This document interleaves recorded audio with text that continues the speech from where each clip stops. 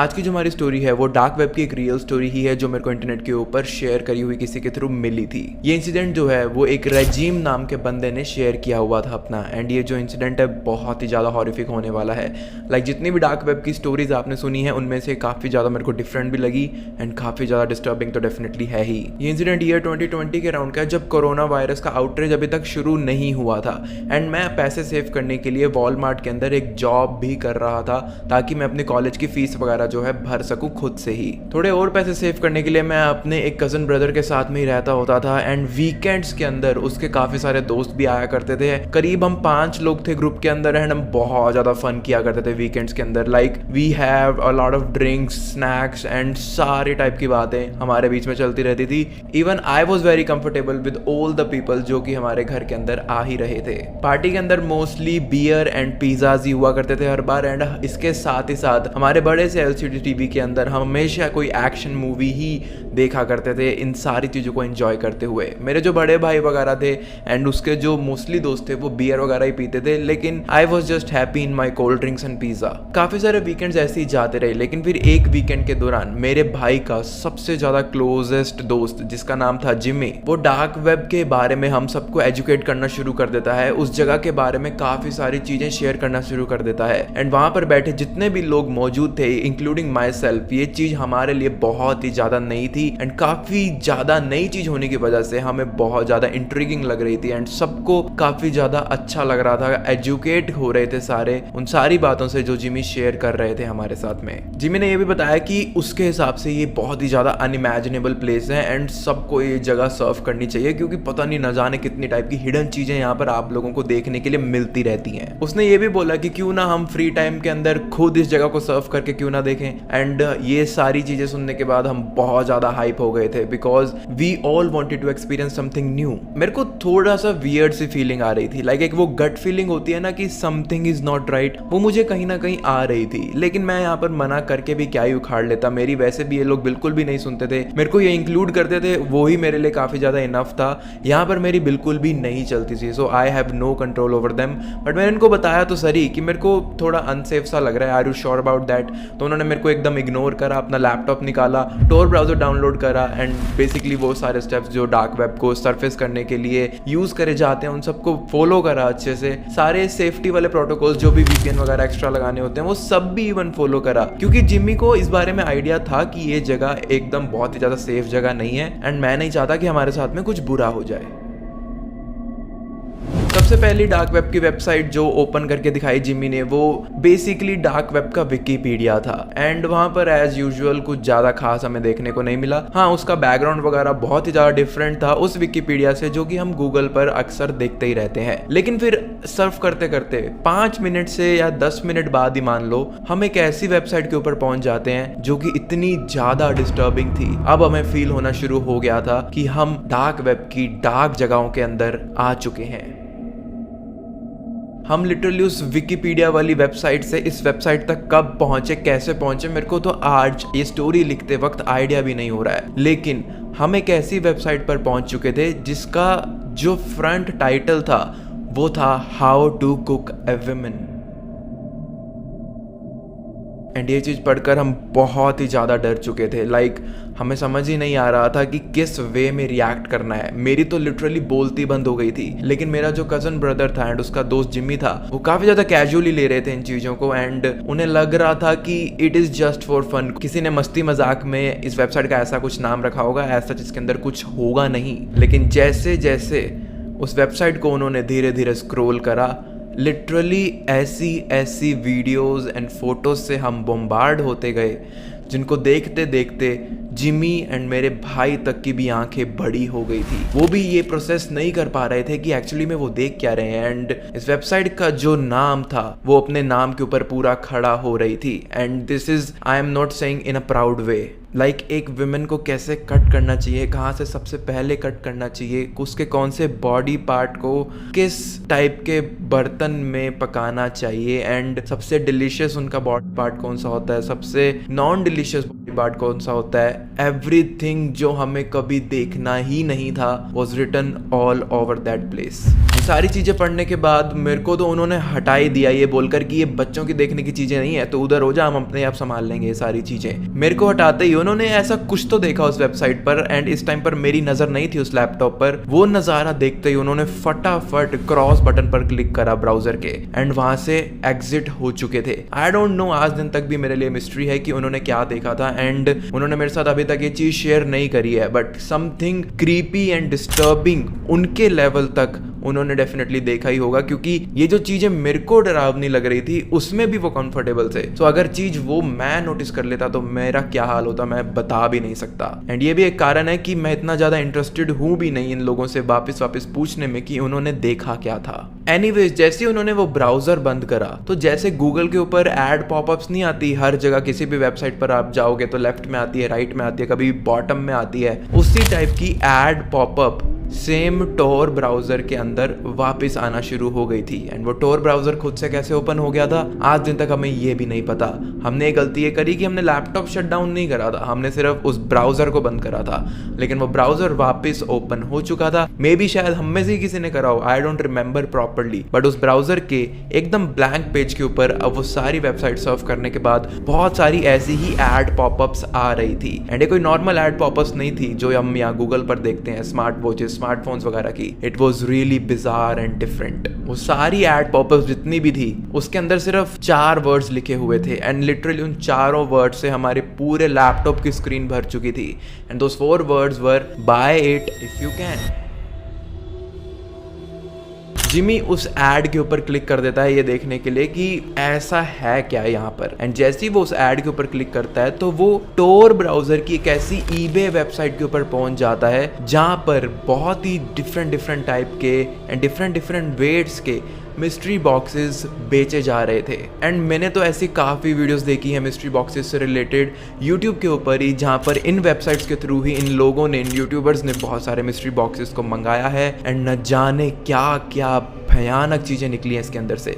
एक यूट्यूबर तो मेरे को याद है कि वो अनबॉक्सिंग कर रहे थे एंड उनको एक बहुत ही क्रीपी सी हॉन्टेड डॉल का हेड मिला था, एंड उसी बॉक्स के अंदर उनको काफ़ी सारे रैट्स के स्कल भी मिले थे, एंड वो रियल रैट्स के स्कल थे, कोई प्लास्टिक की चीज़ें नहीं थी। ऐसे ही न जाने कितने सारे इन्फ्लुएंसर्स की वीडियो पहले मैंने खुद पर्सनली देखी हैं यूट्यूब के ऊपर, एंड अब तो काफ़ी सारी उनमें से वो वीडियोस अवेलेबल भी नहीं है क्योंकि वो यूट्यूब की गाइडलाइंस को फॉलो ही नहीं कर रही थी, because the content that was delivered was that much dark. ये सारी चीजें होने के बाद मेरे कजन ब्रदर की आंखों में देखकर जिम्मी उसको बोलता है कि क्यों ना एक मिस्ट्री बॉक्स हम भी ऑर्डर करके देखें, ऐसा क्या ही निकल जाएगा इसमें से। नेक्स्ट वीकेंड हम सारे लोग मिलकर उसको खोलेंगे, कोई भी उसको पहले नहीं खोलेगा। एंड मेरा ब्रदर बहुत ही ज़्यादा क्यूरियस टाइप का पर्सन था एंड काफ़ी ज़्यादा डेयरिंग भी था। मैं तो लिटरली अभी तक ऑलरेडी डेड हो चुका था अंदर से ये सारी चीज़ें एक्सपीरियंस करने के बाद, but they still have energy to do things like that. Like I don't know where they were going with all this.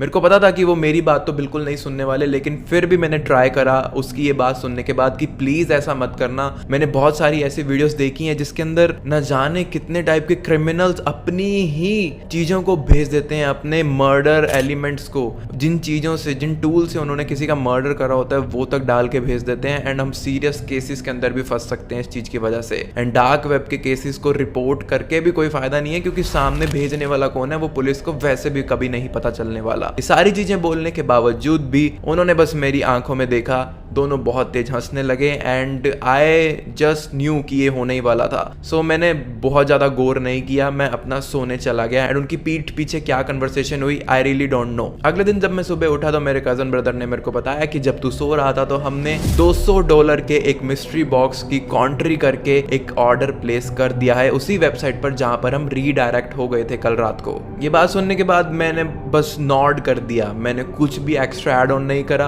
वैसे भी मेरी बात का कोई इन्फ्लुएंस तो इनके ऊपर होना ही नहीं था। सो आई जस्ट वोक अप, इसकी बात को नोट करा एंड मैं अपना काम पर जाने के लिए रेडी होने चला गया। अगले दिन की शाम को मेरे कजन ब्रदर के फोन के ऊपर एक एनोनिमस नंबर से एक मैसेज आता है कि उनको जो पार्सल रिसीव होने वाला है वो बहुत ही जल्दी उनको मिल जाएगा and thank you for placing an order with them. And उन्होंने $200 के लिटरली बिटकॉइंस जो है खरीदे थे ऑनलाइन डार्क वेब के ऊपर पेमेंट करने के लिए। एंड ये जो भी आइटम आने वाली थी एकदम नॉन रिफंडेबल थी एंड कोई भी रिटर्न इसके ऊपर मेंशन ना किया हुआ था। एंड आई नो कि ना ही ये चीजें वापस होने भी वाली थी। एंड ये चीज तो हम सबको ही पता है कि डार्क वेब के ऊपर आप बिटकॉइंस के थ्रू ही पेमेंट कर सकते हो। लेकिन द क्रीपी थिंग इज कि उस मैसेज के साथ में एक और मैसेज था जहां पर लिखा हुआ था कि पार्सल जो है हमारे घर तक डिलीवर ही नहीं होगा। ये जो पार्सल है ये एक ऐसे वेन्यू के ऊपर डिलीवर होगा जो तब तुम्हें मैसेज के थ्रू बता दिया जाएगा कि कहां पर से तुम्हें पिकअप करना है जब ये पार्सल तुम्हारे नियरेस्ट कोरियर स्टेशन के ऊपर पहुंच जाएगा।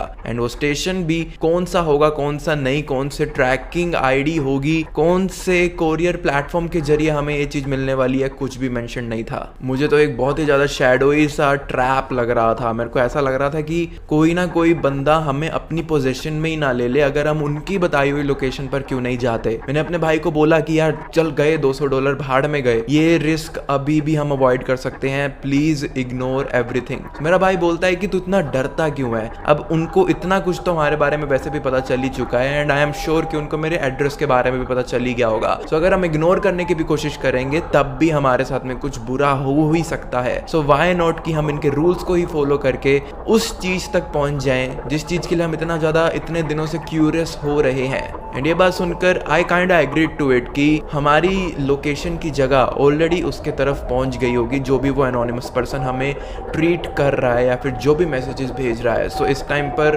कुछ भी सेफ्टी वाली चीज हमारे लिए नहीं रह गई है।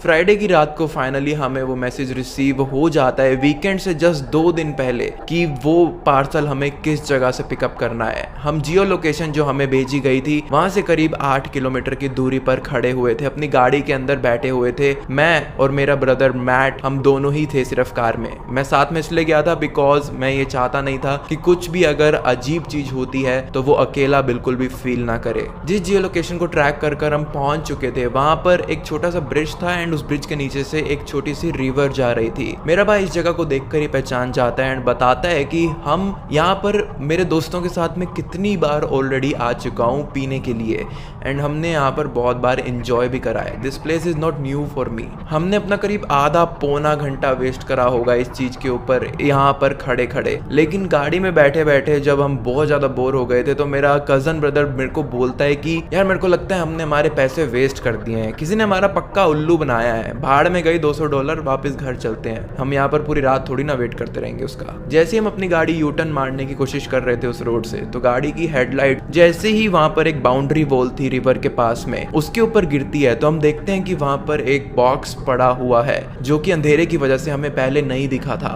वो बॉक्स पूरा का पूरा ब्लैक स्प्रे कैन से पूरा पेंट किया हुआ था एंड क्योंकि अंधेरे का टाइम था एंड वो बॉक्स खुद भी काफ़ी ज़्यादा ब्लैक था, इसकी वजह से आते जाते तो हमें वो दिखा ही नहीं। एंड अगर ये हेडलाइट्स की रोशनी कोइंसिडेंटली यहाँ पर नहीं पड़ती तो हमें अभी भी नहीं दिखता। बट ये बॉक्स कोई छोड़कर काफ़ी टाइम से गया हुआ है या फिर हमारे पीठ पीछे कोई अभी ही रख कर गया है, हमें इस चीज़ का बिल्कुल भी आइडिया ही नहीं हुआ। हम ज़्यादा दिमाग लगा भी नहीं रहे थे इस चीज़ के ऊपर टू बी ऑनेस्ट। हम उस बॉक्स को उठाते हैं ये समझ कर कि ये डेफिनेटली हमारे लिए ही होगा। बॉक्स को उठाते ही वो काफ़ी ज़्यादा लाइट फील हो रहा था। डेफिनेटली उसके अंदर कुछ ना कुछ सामान तो अवेलेबल था लेकिन कुछ बहुत ज़्यादा वैल्यूएबल नहीं लग रहा था हमें। एनीवेज हमने जैसा कि प्लान करा था कि हम सारे मिलकर ही इस बॉक्स को खोलेंगे एंड नेक्स्ट डे वीकेंड ही था सो हमने वेट करा सबका एंड हम सेफली वो बॉक्स जो है घर तक अपने वापस ले गए थे। सारे दोस्त मेरे ब्रदर के एज यूजुअल 7 बजे के अराउंड में इकट्ठा हो जाते हैं एंड 7:30 बजे के अराउंड में शाम के हमारा टेबल पूरा सज चुका था। स्नैक्स, ड्रिंक्स, टीवी के रिमोट्स, एसी के रिमोट्स, सारी चीजें उसी टेबल के ऊपर हमने फेंक रखी थी।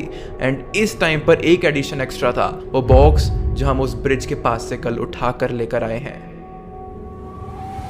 मुझे बहुत ही ज़्यादा फिर से वही अजीब सी गट फीलिंग आ रही थी, literally 3-4 times more bad feeling जब हम उस डार्क वेब की वेबसाइट्स को सर्व कर रहे थे तब आई थी। एंड एज ऑलवेज मेरी कोई बात सुनने नहीं वाला था, तो मैं बस खुद से ही अपनी फीलिंग्स को अंदर दबा के रख रहा था। जो भी वो बातें बोल रहे थे उसके बीच में हल्का हल्का स्माइल करने की कोशिश तो कर रहा था, लेकिन अंदर से मैं बहुत ज़्यादा डरा हुआ था। 9-9:30 बजे के अराउंड में इनकी पार्टी चलती है एज यूजुअल। वो बीच में बिल्कुल भी हरी अप नहीं करते कि हमें अभी खोलना है या करना है, वो पहले अपना एंजॉय करते हैं अच्छे से।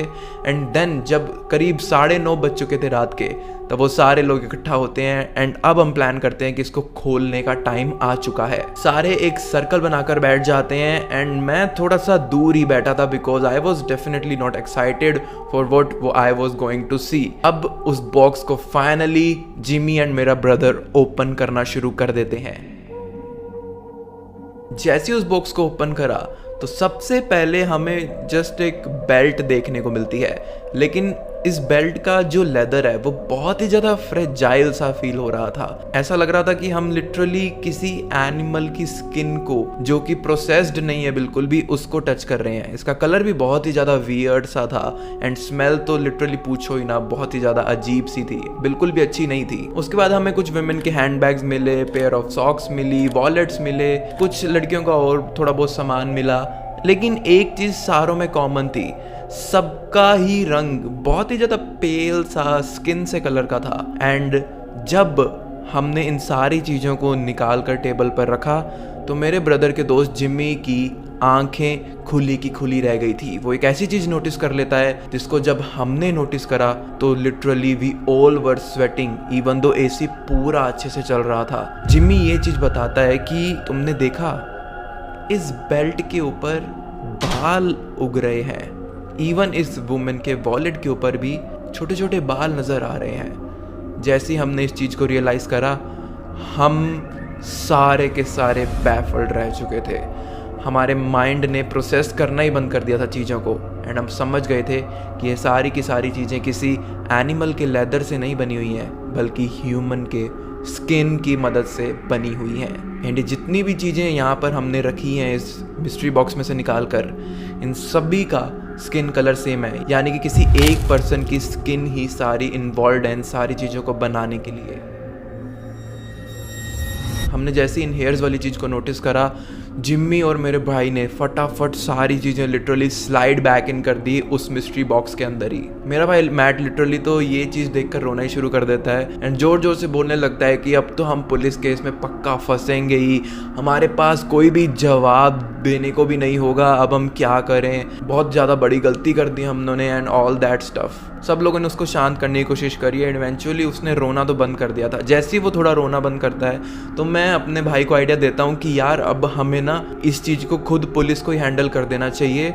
एटलीस्ट जो भी हमारे ऊपर फाइल चार्जेस वगैरह लगेंगे खुद से हम जाएंगे तो कम लगेंगे, लेकिन अगर पीछे से किसी ने ये सारी चीज़ें बता दी ना हमारे बारे में तो वी आर लिटरली डेड। ये चीज़ सुनते ही मेरा भाई मेरे को गुस्से में बोलता है कि तू तो चुप ही कर जा, तू सबसे ज़्यादा बेकार आइडिया ही दिया कर, ऐसा बिल्कुल भी नहीं कर सकते हम। इतने में ही हम सारे लोग जितने भी वहाँ पर मौजूद थे, 7 के 7 लोगों के फ़ोन में एक मैसेज आता है जब ये सारी चीज़ें चली रही थी एंड वो मैसेज भी एक एनोनिमस नंबर से ही था एंड उस मैसेज के अंदर लिखा हुआ था कि thank you for shopping with us, जो सामान आपको ईबे से मिला है वो हमने ही बनाया है एंड हमारी वेबसाइट का नाम है द ह्यूमन लेदर। एंड उसके अंदर एक टोर ब्राउज़र का URL भी था जो डायरेक्टली उनकी वेबसाइट के ऊपर उनको लाकर रख देगी, ना कि ईबे के ऊपर से तुम सामान लोगे उनका। Like it was a direct link to buy human made items from the dark web website. हम सब ने ये मैसेज पढ़कर हमारे फ़ोन साइड में रख दिए थे। मेरे भाई के सारे दोस्त उसको काम डाउन करने की कोशिश कर रहे थे एंड वो एक प्लान के साथ आते हैं कि हमारे गार्डन एरिया के अंदर एक गहरा खड्डा खोद कर ये सारी चीज़ें वो डिस्पोज कर देंगे एंड क्योंकि ये ह्यूमन स्किन से ही बना हुआ है तो कुछ ही टाइम में ये सारा सबूत गायब भी हो जाएगा अपने आप। जैसे ये सारी चीज़ें वो सारा प्लान डिस्कस कर ही रहे थे, मेरे माइंड में बस एक ही थॉट दौड़े जा रहा था कि सिर्फ पहले मेरे कज़न ब्रदर के फ़ोन के ऊपर ये मैसेजेस ही आते थे ये पार्सल डिलीवर होने से पहले, लेकिन इतनी ज़्यादा प्रिसाइजली सिर्फ हम 7 लोगों को ही डिलीवर होने के बाद ये मैसेज क्यों मिलता है। दोस्तों मेरे सेकंड चैनल माउंट ब्लैक को भी आप लोगों की बहुत ज़्यादा ज़रूरत है। प्लीज़ एक बार वहाँ पर जाकर फिर से जितने भी नए लोग ये वीडियो देख रहे हैं, अगर आपको अपना हॉरर एक्सपीरियंस और ज़्यादा नेक्स्ट लेवल लेके जाना है, आपको और भी बहुत सारे हॉरर रिलेटेड कंटेंट को एंजॉय करना है, सो माउंट ब्लैक को यहाँ से सब्सक्राइब ज़रूर कर लेना। अगर आप सब्सक्राइब नहीं करोगे तो definitely you are going to miss a lot of things. आपको माउंट ब्लैक का लिंक जो है मेरे कमेंट बॉक्स के अंदर एंड इवन डिस्क्रिप्शन के अंदर भी देखने के लिए मिल जाएगा, एंड इवन यहाँ पर आई बटन आ रहा होगा, यहाँ पर भी देखने के लिए मिल जाएगा। So definitely go help and support your brother for second channel also, and mount cider को तो सब्सक्राइब करना ही है।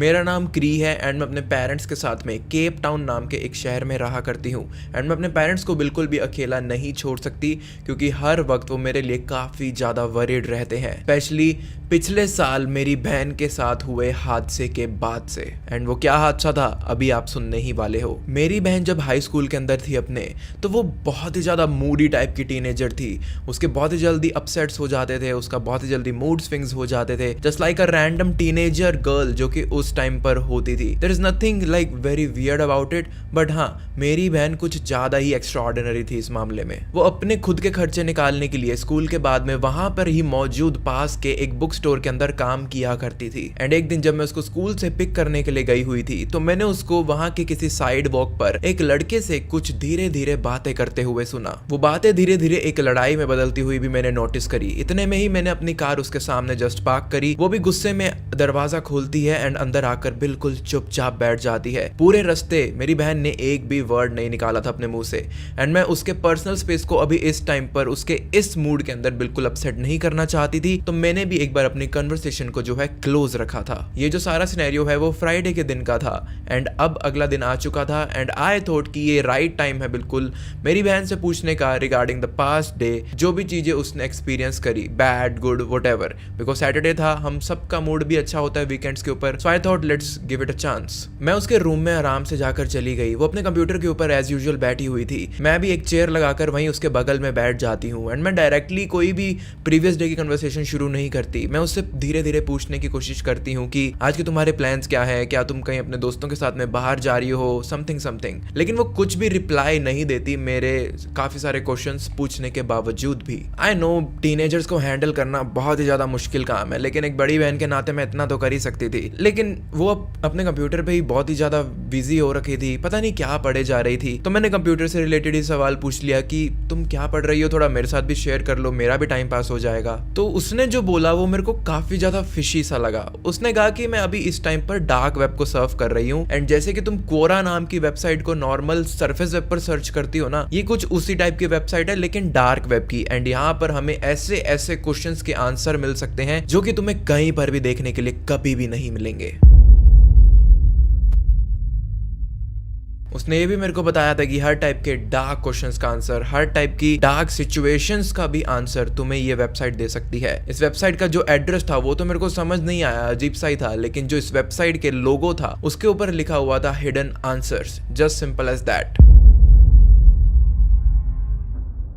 मुझे डार्क वेब के बारे में ज़्यादा तो नहीं पता था, लेकिन मेरे को इतना जरूर आइडिया था कि डार्क वेब के ऊपर बहुत ही ज़्यादा क्रीपी लोग आते हैं हमेशा इसको सर्व करने के लिए। एंड यहाँ पर ऐसे लोग अक्सर इसलिए भी आते हैं क्योंकि आप लोगों की आइडेंटिटी यहाँ पर ट्रेस करनी बहुत ही ज़्यादा मुश्किल है, ऑलमोस्ट नेक्स्ट टू इम्पॉसिबल। लेकिन यहाँ पर मैं ऐसा नहीं सोच रही थी कि मेरी बहन बहुत ही ज़्यादा कुछ गलत कर रही है। हाँ, वो इंटरनेट के एक अजीब से कॉर्नर के अंदर जा चुकी थी, लेकिन वो कुछ भी गलत नहीं कर रही थी, वो बस कुछ क्वेश्चन आंसर्स पढ़ रही थी, which is okay. As I told you, वो एक टीनेजर थी, काफी ज्यादा अजीब चीजें दिमाग में इस टाइम में चलती हैं। So I let her be her, and जैसे भी वो रह रही थी मेरे को कोई प्रॉब्लम नहीं है। इवन उसके साथ अच्छे से इन्वॉल्व होने के लिए आई थॉट कि क्यों ना मैं भी उससे पूछूं कि कैसे मैं सर्व कर सकती हूँ इस सेम वेबसाइट को, एंड देखूं कि क्या मैं उससे रेलेवेंट कुछ ऐसा ढूंढ सकती हूँ इस वेबसाइट के ऊपर जिससे कि एटलीस्ट हमारी कन्वर्सेशन लेवल और ज्यादा इंक्रीज हो सके। उसने मेरे को बताया कि कैसे मैं सर्व कर सकती हूँ। मैं अपने लैपटॉप से इस वेबसाइट को ओपन भी कर चुकी थी अपने रूम में जाकर, एंड वहां पर जो पहला क्वेश्चन ही मैंने देखा वो मेरा पूरा का पूरा दिमाग हिला देता है।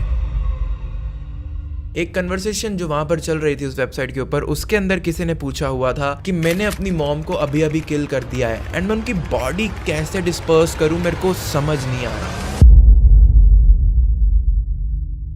पहले मेरे को लगा कि ये वेबसाइट कोई मजाक है, इतना ज्यादा अजीब चीजें थोड़ी ना होती होंगी यहाँ पर, एंड अगर होती भी तो मेरी बहन यहाँ पर क्या कर रही थी। लेकिन जितने में मैं ये सोच रही थी, इस कन्वर्सेशन के अंदर एक ऐसा रिप्लाई आता है इस क्वेश्चन से रिलेटेड जो कि like it was very very extreme for me.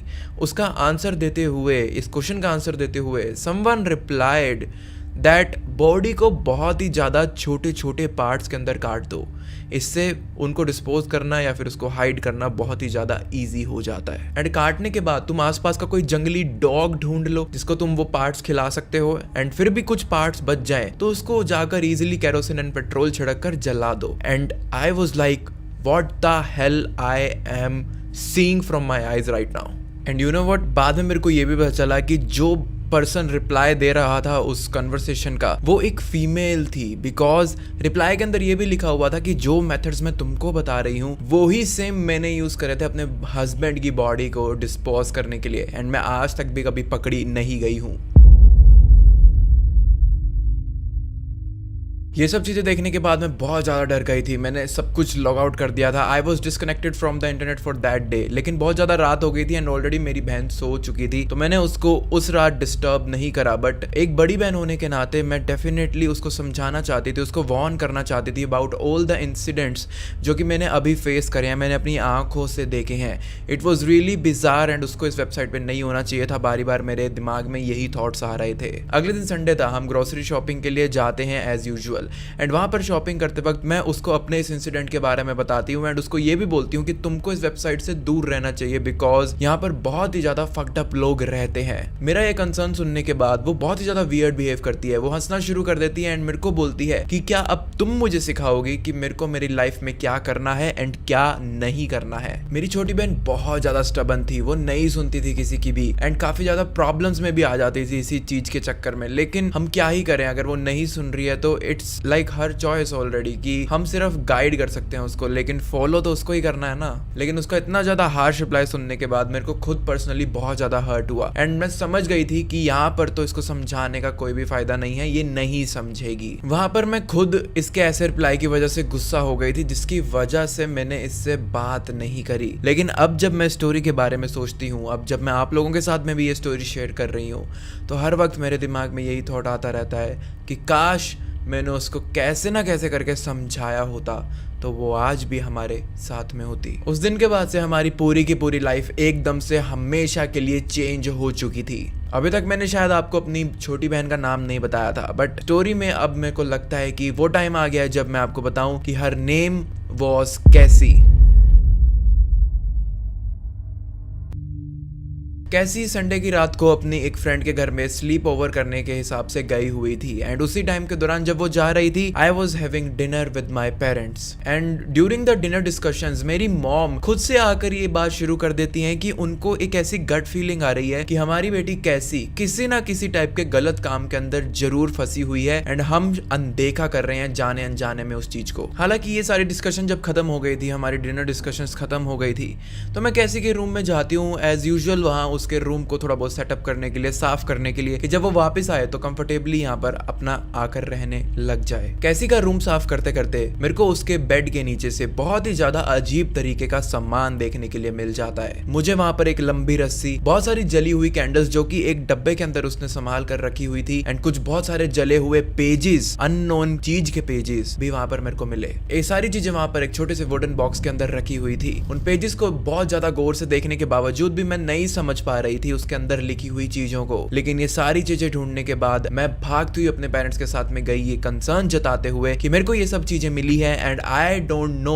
कि कैसी की लाइफ में चल क्या रहा है। लेकिन मेरे पेरेंट्स बहुत ही ज्यादा सेंसिटिव थे इस मामले से एंड खासकर मेरी मॉम तो बहुत ही ज्यादा बस पैनिक कर रही थी। उनको ऐसे बिहेव कर रही थी लाइक कि हम क्या करें, हमारी बेटी के साथ में ये क्या हो रहा है, हमें समझ नहीं आ रहा। एंड उनकी ऐसी हालत देखकर मैं समझ गई थी कि इस टाइम पे शायद my parents can not help केसी, तो मैं भी उनको बहुत ही ज्यादा ऐसे पावर देने की कोशिश करती हूँ कि डोंट वरी, मैं हूं ना, मैं संभाल लूंगी, मैं बात करके देखूंगी कैसी से। अगले दिन मैं वापस कैसी के स्कूल की तरफ गई, लेकिन मैं उसको पिकअप करने के टाइम से थोड़ा पहले वहां पर गई क्योंकि मुझे उस लड़के को ढूंढना था जो फ्राइडे के दिन केसी के साथ में यहाँ के पास के एक फुटपाथ के ऊपर बैठकर लड़ रहा था। किस्मत से मेरे को वो लड़का मिल जाता है आसपास वाली जगह में ही। उसके सामने गाड़ी रोककर मैं उसको कार के अंदर बिठाकर सारी चीजें पूछने की कोशिश करती हूँ एंड सारी चीजें बताती भी हूँ जो हमें कैसी से रिलेटेड अलग अलग देखने के लिए रोज मिल रही थी। उस लड़के से बात करने के बाद उसने एक बहुत ही ज्यादा हॉरिबल चीज हमारे सामने डिस्क्लोज करी। उसने बताया मुझे कि वो कैसी के साथ में ऑलरेडी ब्रेकअप कर चुका है एंड उसने ब्रेकअप इसलिए किया था बिकॉज कैसी उसको मनाना चाहती थी एक सैटेनिक रिचुअल के पार्ट के अंदर प्ले करने के लिए। एक ऐसा सैटेनिक रिचुअल जो वो क्लेम करती थी कि उसने डार्क वेब की किसी वेबसाइट के ऊपर पढ़ा है एंड वो उसको बस परफॉर्म करना चाहती थी। कैसी बताती है कि इस रिचुअल को परफॉर्म करने के बाद हमें ऐसी स्पेशल एबिलिटीज मिल सकती हैं जिससे कि हम फ्यूचर के एक्सपीरियंसेस को पहले ही डिस्कवर कर सकते हैं। एंड आई वॉज लाइक कि मैं तुम्हारे इस खेल का बिल्कुल भी पार्ट नहीं बनना चाहता। सो इसी कारणों की वजह से, कैसे बिहेवियर की वजह से I finally thought that we have to break up and that's what we did. उस लड़के से सारी बातचीत करने के बाद वो चला जाता है एंड कैसी के भी पिकअप करने का टाइम अब आ चुका था। कैसी को मैं यूजुअली उसके हमेशा वाले स्पॉट से पिकअप कर लेती हूँ। मैं कार मिरर के अंदर ये देख पा रही थी कि कैसी आज भी बहुत ही ज्यादा अजीब बिहेव कर रही है एंड उसकी आईज बहुत ज्यादा लाल थी। Like literally she was looking like a devil. मैं अपनी कोई भी कन्वर्सेशन उसके साथ में शुरू नहीं करती एंड वो भी कोई भी कन्वर्सेशन शुरू नहीं करती। बिल्कुल चुपचाप हम घर की तरफ वापस चले जाते हैं। कैसी की ऐसी हालत देखने के बाद मैं समझ गई थी कि संडे की स्लीप ओवर की रात को ये बिल्कुल भी सोई तो नहीं लग रही है। आंखें इतनी ज्यादा सूजी हुई एंड लाल बहुत ही ज्यादा अपनी आईज को स्ट्रेस करने के बाद ही हो सकती है। कैसी घर में आती किसी से भी कुछ भी हाय हेलो कुछ भी नहीं करती, ना खाना खाती है, ना अपना बैग रखती है अपनी जगह से, ना कपड़े बदलती है। वो सीधा रूम में जाती है एंड अपने रूम को क्लोज कर लेती है। उसके रूम पर नॉक करते करते मैं उसको ये चिल्ला कर बोल रही थी कि तुम्हें ऐसे बिहेव करने की जरूरत बिल्कुल भी नहीं है। मुझे सब पता चल गया है तुम्हारे हर चीज के बारे में एंड मुझे नहीं लगता कि तुम्हें इस सब चीजों को कंटिन्यू करना चाहिए। तुम्हारे लिए बहुत ही ज्यादा डेंजरस भी है। एंड इसी क्वेश्चन का, इसी कंसर्न का बेसिकली रिप्लाई देते हुए वो भी चिल्लाकर अपने कमरे से मेरे को बोलती है कि तुम मुझे अब रूल करना बंद कर दो प्लीज। मैं एक छोटी बच्ची नहीं हूं जो तुम्हारी बात सुनती रहूंगी बारी बार। ये चीज सुनने के बाद मैं वापस काफी ज्यादा हर्टफुल फील कर रही थी एंड आई वाज लाइक कि जब तक मॉम डैड इस सिचुएशन को नहीं संभालते मैं अकेली यहाँ पर कमजोर ही पड़ती रहूंगी। तो मैं नीचे ड्राइंग रूम की तरफ चली गई। वहां पर सोफा के ऊपर मैं आराम कर रही थी, वेट कर रही थी कि जब तक मेरी ग्रैंड मदर जो कि आज आई हुई थी मेरी मदर से मिलने के लिए, वो एंड मेरी मदर जो कि मार्केट के लिए दोनों गई हुई थी, वो वापस नहीं आ जाती या फिर कैसी खुद गेट ओपन करके अपना ये सारी चीजें जो है उनके सामने कबूल नहीं कर लेती। अपनी ग्रैंड मदर एंड मदर का वेट करते करते मेरे को नीचे सोफा पर ही आंख लग जाती है एंड मैं सो गई थी कुछ देर के लिए। लेकिन जब मेरी नींद खुली, like oh my God, that was the most horrific incident जो हमारे फैमिली में किसी ने कभी भी ऐसे एक्सपीरियंस करा हो। मेरी नींद खुलते ही मैं ये चीज़ रियलाइज़ करती हूँ कि मेरे हाथों को एंड पैरों को किसी ने बहुत ज़्यादा टाइटली रस्सी से बांधा हुआ है। मेरे पूरे मुंह पर ऐसे ओवल शेप में डक्ट टेप का यूज़ करके अच्छे से उसको शट डाउन कर रखा था। ये सारा सिनेरियो देखने के बाद मुझे लगा कि हमारे घर में शायद कोई इंट्रूडर घुस चुका है। इस टाइम पर अपनी ऐसी हालत देखकर मैं अपनी बहन के लिए, कैसी के लिए और भी ज़्यादा टेंस्ड फील कर रही थी। लेकिन जितने में मैं सारी चीज़ें अपने आसपास की एनालाइज करने की कोशिश कर रही थी, अपने एनवायरनमेंट को एनालाइज करने की कोशिश कर रही थी, इतने में ही I started to hear some light footsteps जो कि हमारे स्टेयर्स में से आ रही थी। धीरे धीरे जैसे जैसे वो फुटस्टेप्स क्लोज आती गई मेरे, आई रियलाइज्ड कि वो कैसी ही है जो स्टेयर से नीचे मेरी तरफ आ रही थी। लेकिन जैसे जैसे वो नीचे आ रही थी आई नोटिस्ड कि इस टाइम पर कैसी जैसी लगती होती थी एक भोली सी शक्ल की, थोड़ी शरारती सी इंसान, वैसे बिल्कुल भी नहीं लग रही थी। उसने अपने आप को पूरा का पूरा एक ब्लैक क्लोथिंग से कवर किया हुआ था।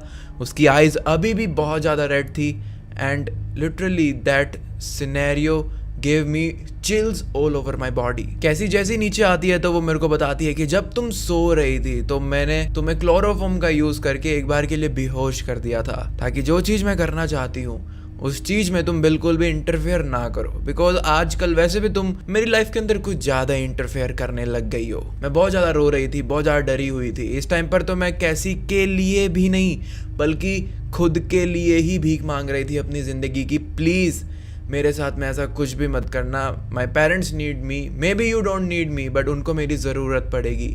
Please let me go and let me help you also. लेकिन वो सारी ये चीज़ें सुनने के बाद मेरे ऊपर बहुत तेज़ी से हंसना शुरू कर देती है। एंड वो ये चीज़ बोलती है कि मुझे पता है कि अगर मैंने तुम्हें फ्री करने की कोशिश करी तो तुम मेरे जो भी चीज़ चल रही है उसको रुकवाने का काम करना शुरू कर दोगी। एंड मैं ऐसा बिल्कुल भी होने नहीं दूंगी, बिकॉज मैं एक बहुत ही ज़्यादा स्पिरिचुअल एक्सपीरियंस का पार्ट बनने जा रही हूँ। एंड मेरी बहन कैसी ने यह भी बताया कि जो चीज़ें उसने पढ़ी हैं वो उसने हिडन आंसर्स के डार्क वेब के वेबसाइट के ऊपर में रीड करी थी, जहां पर एक सैटेनिक कल्ट मौजूद था जो अपने इस पूरे के पूरे रिचुअल के बारे में मुझे अच्छे से एक्सप्लेन करते हैं। एंड न जाने कितने टाइम से मैं उनसे कांटेक्ट करने की कोशिश कर रही थी and I finally did it. And finally मेरे को उनकी तरह सुपीरियर बनने का एक रास्ता भी दिख रहा था। मेरी बहन केसी मेरे पास में आती है ये सब चीजें बोलते हुए एंड मेरी टेप को रिमूव कर देती है, लेकिन मेरी रस्सियों को बिल्कुल भी हाथ नहीं लगाती। मेरी टेप रिमूव होते ही मैं बोलती हूँ कि ऐसा कौन सा रिचुअल है जिसके अंदर तुम फंसने जा रही हो, ये सारी चीजें एकदम झूठ हैं एंड तुम्हें बहुत ही ज्यादा हार्म पहुंचाएंगी। तो इस चीज का आंसर देते हुए वापस से एक बार हंसना शुरू कर देती है एंड बोलती है कि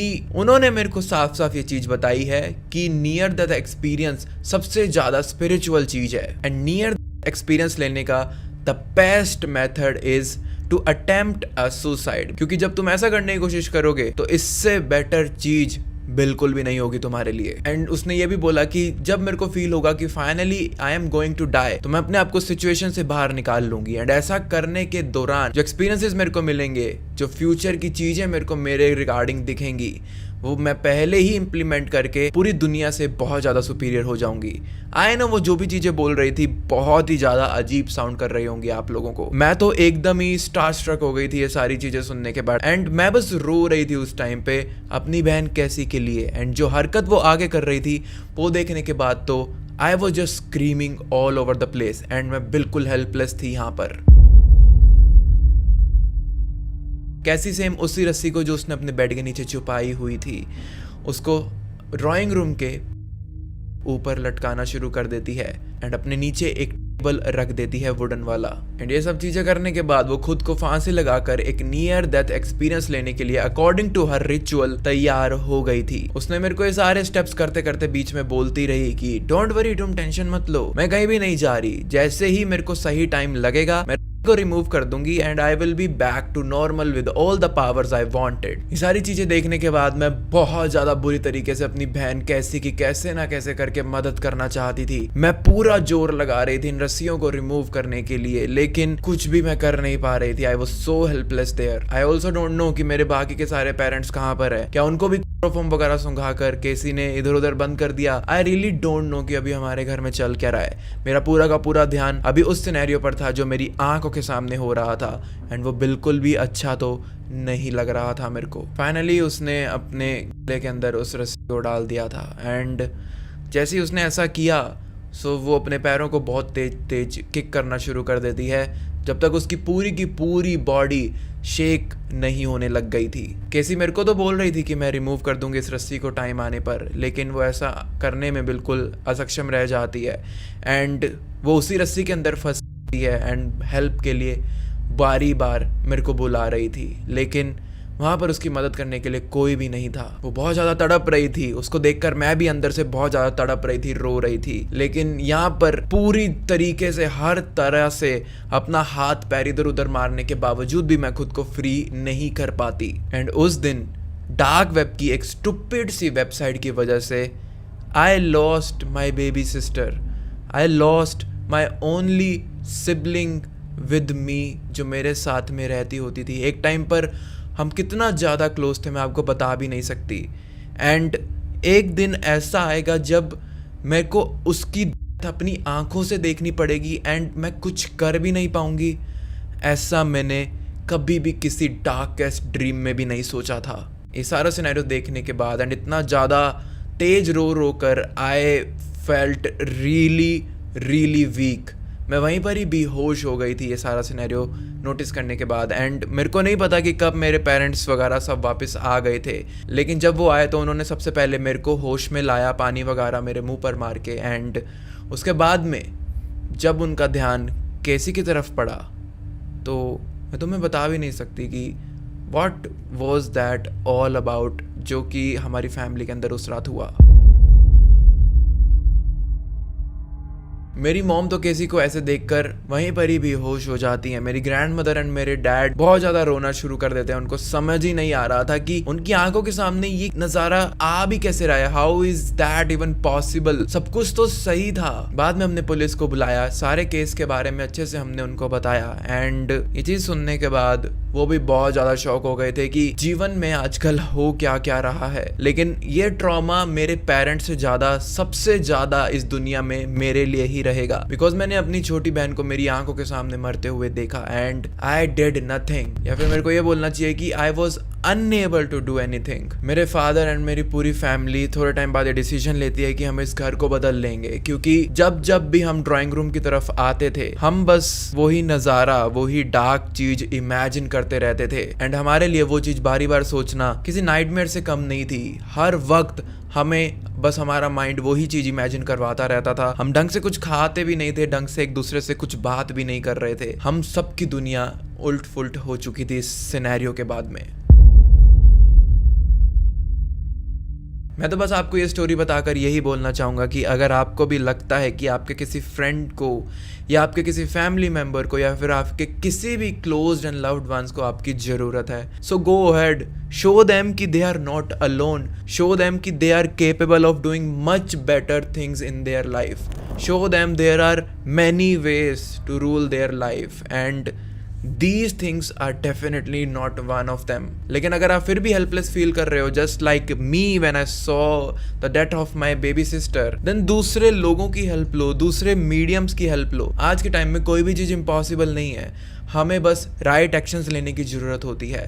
मेरे को भी हर बार यही लगता है कि काश मैं उसकी उन चिल्लाई हुई बातों पर हर्ट होने की जगह और ज़्यादा जिद करके पूछने की कोशिश करती, इस बातों की गहराई में जाने की कोशिश करती कि वो क्या चीज़ कुक कर रही है, तो शायद आज मेरी बहन केसी मेरे साथ में होती एंड शायद बहुत ही ज़्यादा बेटर कंडीशन में होती।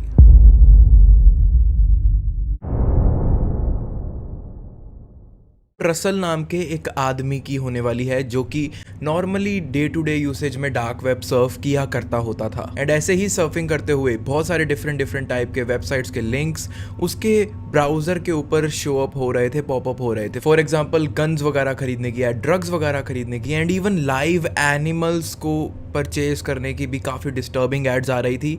लेकिन इन एड्स को देखने के बाद कोई भी नॉर्मल पर्सन काफ़ी क्रीप आउट हो जाएगा, लेकिन रसल बिल्कुल भी नहीं हुआ। वो इन सबको देखकर एक्साइटेड हो गया। ये सारी एड्स वगैरह देखकर वो भी ये सोचने लगा कि क्या मेरे पास कोई ऐसी चीज़ है जो मैं बेच सकता हूँ, उसको ग्लोरीफाई करके या फिर बहुत ज़्यादा क्रीप आउट करके लोगों को कुछ ऐसी चीज़ बेच सकता हूँ जिससे मैं प्रॉफिट भी कमा सकूँ एंड सामने वाला पर्सन भी जो है काफ़ी ज़्यादा खुश हो उस परचेज से। लेकिन रसल ने काफ़ी छानबीन करी अपने घर में, लेकिन ऐसा सच उसको कोई भी चीज़ सेल आउट करने के लिए नहीं मिली। तभी वो ये सोचता है कि कितनी ज़्यादा इंटरेस्टिंग होगी ये चीज़ कि वो एक फेक एड टाइप बनाकर ऐसे ही पॉप्स वगैरह करवाएगा दूसरे वेबसाइट्स के ऊपर, दूसरे लोगों के ब्राउजर्स के ऊपर, जैसे कि उसको शो हो रही थी। एंड उसे ऐसा लग रहा था कि डार्क वेब पे मोस्टली उसके जैसे ही सेंस ऑफ ह्यूमर वाले लोग प्रेजेंट हैं, तो उनके साथ में ऐसा जोक करना डेफिनेटली काफ़ी इंटरेस्टिंग चीज़ होगी। तो जोक के अंदर उसने एक ऐसी वेबसाइट्स बनाई जिसके अंदर वो अपने नट्स को, अपने बॉल्स की पिक्चर्स लेके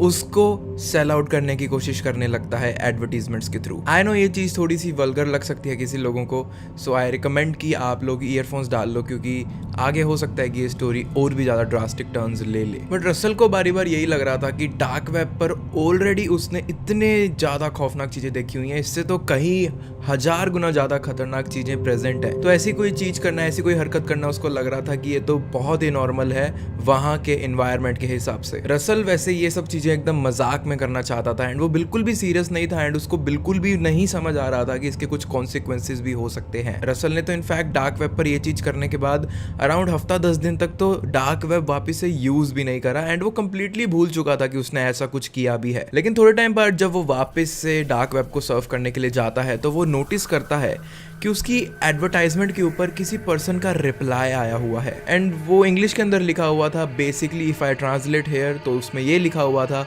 कि क्या आप साथ में शिपिंग एंड हैंडलिंग सर्विसेज भी प्रोवाइड करते हो। ये सुनकर रसल को लगा कि शायद उसको उसके जैसे सेंस ऑफ ह्यूमर का कोई पर्सन मिल गया है एंड वो आगे इस जोक को कंटिन्यू कर सकता है। एंड यहाँ जो मैं अब आपको बताने वाला हूँ वो थोड़ा सा फनी भी लग सकता है for a moment, but just for a moment. Russell ने जाने अनजाने में मजाक में उस पर्सन को ये लिखा, no you have to do it on your own and by that way you can test the quality also. लेकिन सामने से थोड़ा सीरियस रिप्लाई आया जो कि रसल एक्सपेक्ट नहीं कर रहा था, जिसके अंदर उस पर्सन ने सिंपल भाषा में लिखा हुआ था कि मुझे क्वालिटी से कोई लेना देना नहीं है, मुझे बस इतना बताओ कि शिपिंग एंड हैंडलिंग चार्जेस को हटाकर आपका फाइनल प्राइस कोटेशन क्या होगा। रसल को अभी भी लग रहा था कि ये सब चीज़ें मजाक में ही चल रही हैं एंड उसने फिर से एक फ़नी टेक्स्ट डाल दिया उसको, जिसके अंदर उसने लिखा था कि अमाउंट आप जो मर्जी पे कर देना, जितना आपका मन करे उतना कर देना। एंड सामने से देन रिप्लाई आता है कि okay I am coming to meet you soon. Russell को तो अभी तक भी ये चीज़ें मजाक लग रही थी,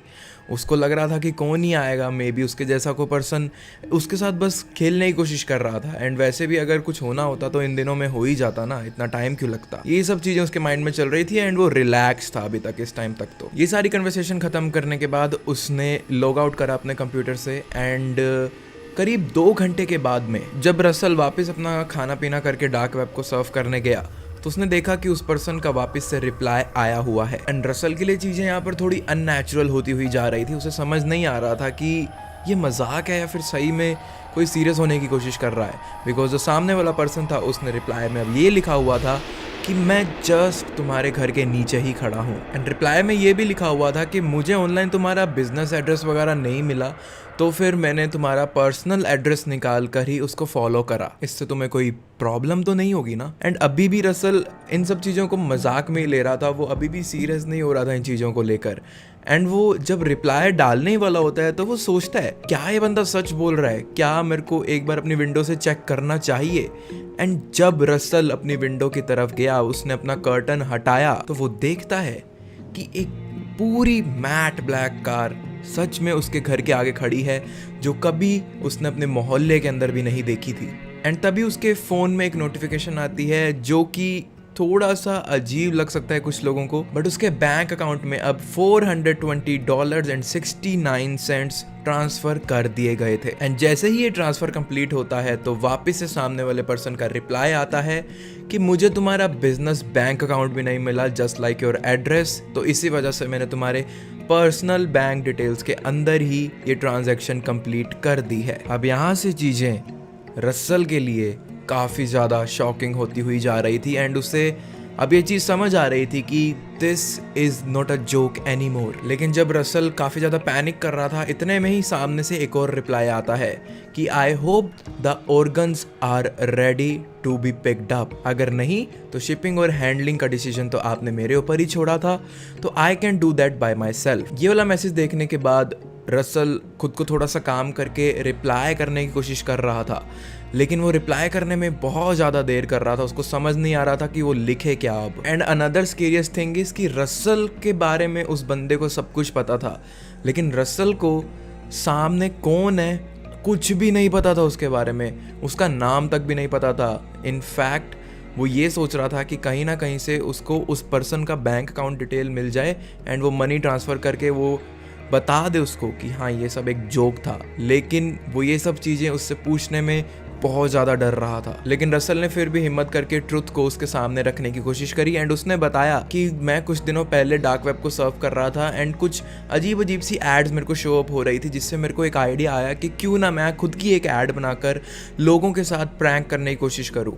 एंड इसी वजह से मैंने अपने टेस्टिकल्स की पिक्चर्स को अपलोड कर दिया एंड उसको सेल आउट करने की कोशिश करने लगा डार्क वेब के ऊपर।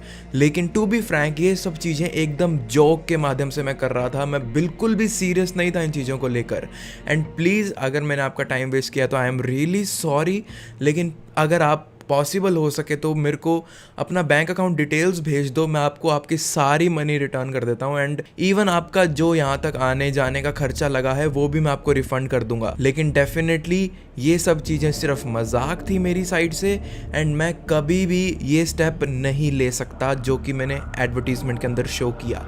लेकिन जब रसल ने सारी चीज़ें उसको एक्सप्लेन करी तो सामने से एक काफ़ी ज़्यादा एंग्री टेक्स्ट आया जिसके अंदर लिखा हुआ था कि मैं 2 घंटे स्पेशली सिर्फ इस चीज़ के लिए आया था फ्लाइट से, एंड उसके बाद यहाँ पर जितने भी मेरे नोन लोग हैं उनको भी मैंने इस डील के बारे में अवेयर करा, एंड किसी एक को मेरे को रेडी भी करना पड़ा तुम्हारी तरफ आने के लिए। एंड अब तुम कह रहे हो कि मैं ये डील कर ही नहीं सकता, ये सब मजाक था, लेकिन मेरे लिए ये चीज़ें मजाक नहीं है। जो बात हमारी हो चुकी है वो तुम्हें पूरी करनी ही पड़ेगी। लेकिन रसल ने सामने वाले पर्सन को वापस 1-2 बार समझाने की कोशिश करी, एंड फाइनली जो सामने वाला पर्सन था वो एक एग्रीमेंट पर पहुंचता है कि अगर तुम ऐसा ही चाहते हो तो ठीक है, तो तुम मेरे सारे ट्रैवलिंग का खर्चा दे दो, एंड जो करंट वैल्यू चल रही है टेस्टिकल्स की in the market in the dark web, मुझे तुम वो रिटर्न करोगे, ना कि वो वैल्यू जो मैंने तुम्हें दी है। अब रसल के पास सिर्फ 2 ही रास्ते थे, या तो वो पुलिस को इन्फॉर्म कर देता इन सब चीज़ों के बारे में फटाफट, लेकिन ये एक ऐसा केस था जो कि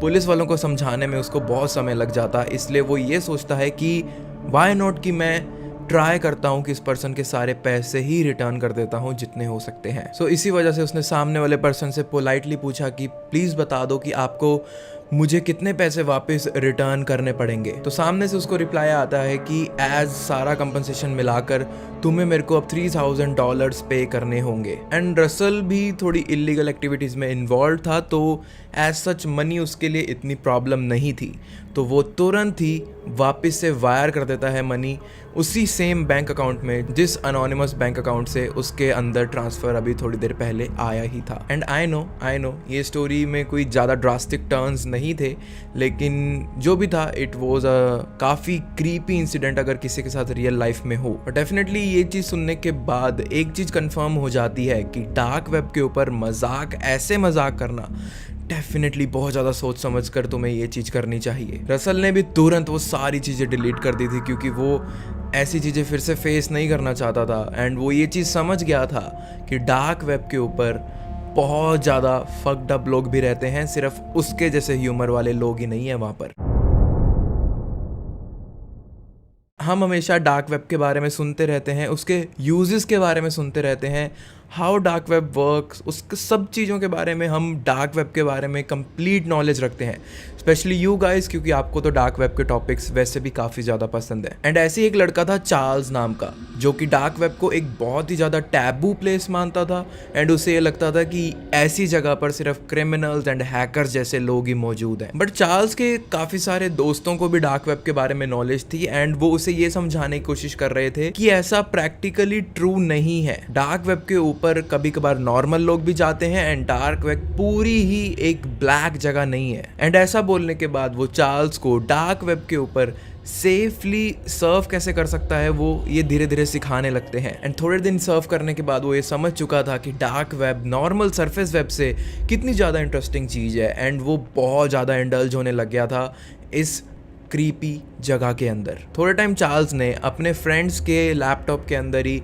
डार्क वेब को सर्फ वगैरह करना सीखा, लेकिन जैसे ही वो सीख चुका था थोड़ा बहुत सेफ रहना वहाँ पर, तो उसने अपने कंप्यूटर के अंदर भी तुरंत टॉर ब्राउज़र को डाउनलोड करके एक न्यू जर्नी स्टार्ट करने की कोशिश करी अपनी। एंड चार्ल्स को ये चीज़ काफ़ी ज़्यादा फैसिनेटिंग लगी कि तुम बिना किसी रिस्ट्रिक्शंस के, बिना किसी लॉ के, बिना बहुत सारी परमिशंस को एग्री करके, या बिना कुकीज़ वगैरह के, या फिर एकदम अपनी फ्री विल पर इस जगह को सर्व कर सकते हो। एंड सबसे बड़ी बात उसको ये लगी कि तुम्हें यहाँ पर अपनी एक पहचान बनाने की ज़रूरत नहीं है, तुम एकदम एनोनिमस होकर यहाँ कुछ भी कर सकते हो। ये सब चीज़ें देखने के बाद एंड नोटिस करने के बाद वो डार्क वेब को एक बहुत ज़्यादा स्पेशल प्लेस मानने लग गया था, एंड वो अब इस चीज़ से अट्रैक्ट हो रहा था बहुत ज़्यादा। लेकिन हमने जैसे कि फर्स्ट स्टोरी में देखा है कि वहाँ पर तरह तरह के लोग मौजूद होते हैं, एंड उसको बिल्कुल भी ये चीज़ नहीं पता था, या फिर उसने नहीं सोचा कि डार्क वेब पर वो जो करे ठीक है, लेकिन उसको बाकी लोगों से या फिर